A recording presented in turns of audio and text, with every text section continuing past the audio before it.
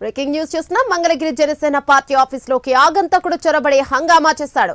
ఇనప రాడ్డుతో 2 కార్లను ధ్వంసం చేశాడు. పవన్ కళ్యాణ్ కాన్వాయ్ వాహనాలను ధ్వంసం చేశాడు. సీసీ కెమెరా గదిలో 20 నిమిషాలు కూర్చున్నాడు. ఆ ఆగంతకుడు ఇక వ్యక్తిగత భద్రతా సిబ్బందిపై కర్రలతో దాడికి ప్రయత్నం చేశాడు. ఈ ఘటనతో ఏపీ డిప్యూటీ సీఎం కార్యాలయంలో భద్రతా వైఫల్యం కొట్టొచ్చినట్లు కనిపిస్తోందని తెలుస్తోంది.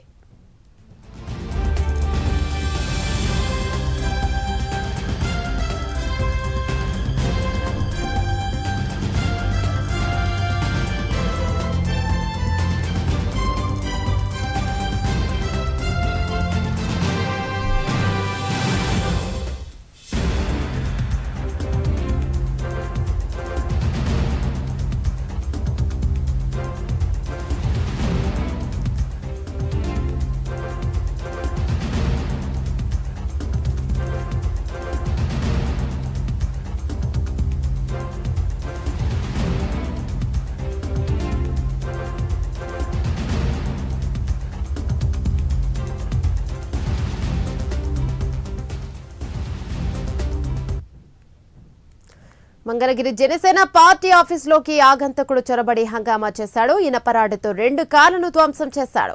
పవన్ కళ్యాణ్ కాన్వాయ్ వాహనాలు ధ్వంసం చేశాడు. సీసీ కెమెరా గదిలో 20 నిమిషాలు కూర్చున్నాడు. ఆగంతకుడు వ్యక్తిగత భద్రతా సిబ్బందిపై కర్రలతో దాడికి ప్రయత్నం చేశాడు. ఘటనతో ఏపీ డిప్యూటీ సీఎం కార్యాలయంలో భద్రతా వైఫల్యం కొట్టొచ్చినట్లు కనిపిస్తోందని తెలుస్తుంది.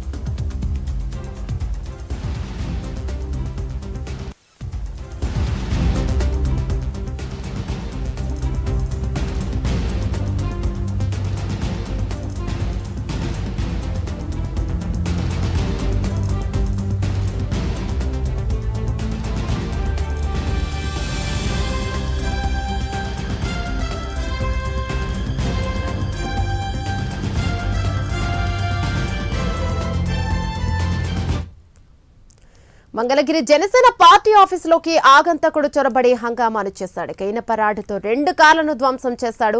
పవన్ కళ్యాణ్ కాన్వాయి వాహనాలను ధ్వంసం చేశాడు. సీసీ కెమెరా గదిలో 20 నిమిషాలు కూర్చున్నాడు. ఆగంతకుడు వ్యక్తిగత భద్రతా సిబ్బందిపై కర్రలతో దాడికి కూడా ప్రయత్నం చేశాడు. ఈ ఘటనతో ఏపీ డిప్యూటీ సీఎం కార్యాలయంలో భద్రతా వైఫల్యం కొట్టొచ్చినట్లుగా కనిపిస్తోందని తెలుస్తోంది. ఇక అక్కడున్న వారిపై కర్రలతో దాడి చేయడానికి కూడా తెగబడ్డాడు ఆగంతకుడు. అసలు ఆగంతకుడు ఎందుకు కార్యాలయంలోకి ప్రవేశించి కారు అద్దాలన్నింటినీ ధ్వంసం చేయడము, అక్కడున్న భద్రతా సిబ్బందిపై కర్రలతో దాడికి ప్రయత్నం చేసి అంటే ధైర్యం చేశాడు. ఎందుకు ఈ ఘటన చోటు చేసుకుంది? అసలు ఆగంతకుడు ఎవరు? ఎందుకు ఇలాంటి నిర్ణయం తీసుకున్నాడు? ఒక కార్యాలయంలోకి కానీ ఏదైనా కార్యాలయంలోకి ప్రవేశించాలంటే అక్కడ ఉన్న భద్రతా సిబ్బందిని చూస్తేనే కొద్దిగా భయం కలుగుతూ ఉంటుంది. కానీ అలాంటివి ఏమీ లేకుండా నేరుగా లోపలికి వెళ్ళిపోయి అక్కడ మొత్తం విధ్వంసాన్ని సృష్టించాడు. 20 నిమిషాల పాటు అక్కడ సీసీ కెమెరా గదిలో కూర్చున్నాడు. అయినా కూడా అక్కడ సీసీ కెమెరాలు ఉన్నా కూడా 20 నిమిషాలు తను కూర్చున్నా కూడా అక్కడ భద్రత వచ్చి తనపై వెంటనే చర్యలు తీసుకోలేదు. ఒకవేళ అక్కడ గనక పవన్ కళ్యాణ్ ఉండి ఉంటే, ఇంకెవరైనా నేతలు ఉండి ఉంటే, ఒక సీఎం కానీ, ఒక సీఎం పదవిలో అంటే మంత్రులు కానీ, ఎమ్మెల్యేలు కానీ, ఎమ్మెల్సీలు కానీ ఎవరైనా ఉన్నా కూడా వాళ్ళపైన దాడి చేసేవారని అక్కడ క్లియర్గా అర్థమవుతుంది. మంగళగిరి జనసేన పార్టీ ఆఫీసులోకి ఆగంతకుడు చొరబడ్డం అనేది ఇక ఇప్పుడు సంచలనంగా మారింది. అక్కడ కాసేపు హంగామా చేశాడు. ఇనుప రాడ్లతో 2 కార్లను కూడా ధ్వంసం చేయడం అనేది ఒక భయానక దారికి తీస్తుంది. ఎందుకంటే అక్కడ రాడు తీసుకొని నేరుగా లోపలికి వెళ్ళి అంత పెద్ద రాడుతో కాన్వాయ్లని ధ్వంసం చేయడం అనేది చిన్న విషయం కాదు. ఇకపై భద్రతని పెంచి అక్కడ మంత్రులకు కానీ, అలాగే సీఎం కానీ ఎవరున్నా సరే వాళ్ళందరికీ కూడా ఒక భద్రతను కల్పించాలని ఇది ఒక ఉదాహరణగా కనిపిస్తుందని చెప్పుకోవచ్చు. ఏకంగా పవన్ కళ్యాణ్ దగ్గరే ఇంత భద్రతా సిబ్బంది, ఇంత లోపం కనిపిస్తుంది అనేది ఇప్పుడు పవన్ కళ్యాణ్ అభిమానులకు కావచ్చు, ప్రజలకు కావచ్చు ఒక సంచలనంగా సృష్టిస్తుందని చెప్పుకోవచ్చు ఈ విషయం. ఎందుకంటే ఒక భయాన్ని కలుగజేస్తూ ఉంటుంది. ఎందుకంటే మా నేత నేతకు, మేము ఎంతో మంది అభిమానించే నేతకు ఏదైనా జరిగితే ఎవరు రెస్పాన్సిబిలిటీ అనే ఒక ఆలోచన కూడా ప్రజల్లో రేగడానికి ఇది ఒక ఉదాహరణ అని చెప్పుకోవచ్చు. దీనిపై మరింత సమాచారం మా కరెస్పాండెంట్ కుమార్ అందిస్తారు. రైట్ కుమార్, ఏంటి అసలు దీనిపై అప్డేట్స్? అసలు ఆగంతకుడు ఎవరు, ఎందుకు చొరబడ్డాడు? ఏదైతే జనసేన పార్టీ రాష్ట్ర కార్యాలయంలో భద్రతా వైఫల్యం పూర్తిగా కూడా ఒక్కసారిగా బట్టబయలైంది. ఏదైతే ఇటు పూర్తి స్థాయిలో ఒక శ్రీకాకుళం నుంచి వచ్చినటువంటి యువకుడిగా కూడా పోలీసులు గుర్తించినట్లు కూడా తెలుస్తుంది. ప్రస్తుతం అతను పోలీసుల అదుపులో ఉన్నాడు. మంగళగిరి టౌన్ పోలీస్ స్టేషన్ లో ఉన్నట్లు కూడా తెలుస్తుంది. అసలు మంగళగిరి జనసేన పార్టీ రాష్ట్ర కార్యాలయంలో చాలా అణువణువున కూడా పకడ్బందీగా ఎవరిని కూడా కార్యాలయ సిబ్బంది ఎవరిని కూడా అనుమతించినటువంటి పరిస్థితులు ఉంటాయి. మరి అలాంటి చోట ఇంత ఒక రాష్ట్ర ఉప ముఖ్యమంత్రి భద్రత కలిగినటువంటి చోట ఇలాంటి పరిస్థితులు ఎదురయ్యాయంటే ఎక్కడ భద్రత వైఫల్యం? ఎందుకంటే డీజీపీ ఆఫీస్ కి కూతవేటు దూరం, అదేవిధంగా ప్రతి ఒక్క కార్యాలయం, ప్రభుత్వ కార్యాలయాలకు కూడా అతి చేరువలో ఉండేటువంటి జనసేన పార్టీ కార్యాలయం, తెలుగుదేశం పార్టీ కార్యాలయాన్ని కూడా అతి చేరువలో ఉంటుంది. మరి ఈ ఆగంతకుడు అసలు ఎక్కడి నుంచి వచ్చాడు, లోపలికి ఎలా ప్రవేశించాడు? దాదాపుగా 2 కాన్వాయ్ వాహనాల అద్దాలను పగలగొట్టినట్టుగా కూడా తెలుస్తుంది. అదేవిధంగా యొక్క పవన్ కళ్యాణ్ కి సంబంధించి వ్యక్తిగత భద్రత వహిస్తున్నటువంటి ఆఫీసర్ గా ఉన్నటువంటి పైన కూడా దాడి చేసేందుకు ప్రయత్నం చేసినట్టుగా కూడా తెలుస్తుంది. మరొక వైపు అంత దాడి చేస్తూ ఉంటే పూర్తిగా కూడా భద్రతా సిబ్బంది అక్కడి నుంచి అంటే పారిపోయినట్టుగా కూడా అక్కడ ఉన్నటువంటి కొంతమంది చెబుతూ ఉన్నారు. ఏ విధంగా అసలు ఈ దాడి జరిగింది చూస్తా ఒక్కసారిగా ఈ ఆగంతకుడు అసలు ఎక్కడి నుంచి వచ్చాడు? సీసీటీవీ రూమ్ లో కూడా దాదాపుగా 20 నిమిషాల పాటు అతను కూర్చున్నాడని కూడా చెప్తున్నారు. అసలు ఎవరు ఇతను, ఎందుకు ఈ విధమైనటువంటి దాడి జరిగింది?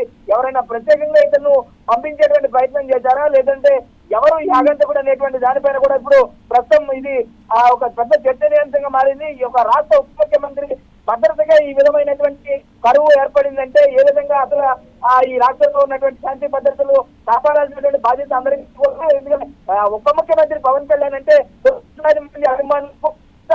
అభిమానిస్తూ ఉంటారు. ఆయన్ని విజయం తర్వాత, కూటమి విజయం తర్వాత ఆయన చేస్తున్నటువంటి అభివృద్ధి కార్యక్రమాలన్నీ కూడా రాష్ట్ర వ్యాప్తంగా పెద్ద సంచలనంగా మారుతున్నాయి. పవన్ కళ్యాణ్ ఏ నిర్ణయం తీసుకున్నా అది పార్టీకి, అదేవిధంగా ఆయన శాఖకు అదే విధమైనటువంటి మైలేజ్ ని తెస్తున్నటువంటి పరిస్థితి కనబడుతుంది. మరి ఈ విధమైనటువంటి దాన్ని చూసి వారవలేనటువంటి వారు ఎవరైనా చేశారా, మరి ఎవరు చేశారు ఇదంతా అనేది కూడా అది తెలియాల్సినటువంటి పరిస్థితి.